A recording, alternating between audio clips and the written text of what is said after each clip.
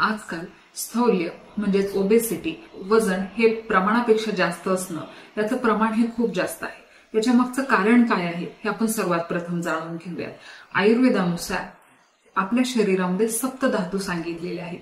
हे सप्तधातू म्हणजे काय, तर आपण घेतलेला जो आहार आहे त्याचं पचन झाल्यानंतर त्याच्यापासून रस, रक्त, मांस, मेद, अस्थि, मज्जा आणि शुक्र असे 7 धातू उत्पन्न होतात. एका धातूपासून दुसऱ्या धातूची उत्पत्ती होण्याचं काम हे धात्वाग्नीमुळे होतं.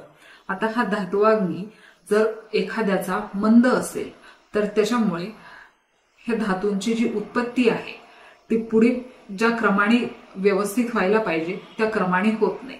मग साधारणतः ज्या लोकांचा मेदो अग्नी हा मंद झालेला आहे अशा लोकांमध्ये मेद धातूपासून अस्थि धातू, मज्जा आणि शुक्र हे जे पुढचे 3 धातू आहेत हे व्यवस्थितरित्या तयार होत नाहीत. त्यामुळे मेद धातू हा शरीरामध्ये जास्त प्रमाणामध्ये संचित होतो आणि त्यालाच आपण वजन वाढणं किंवा शरीरामध्ये चरबी जमा होणं, ओबेसिटी असं म्हणतो.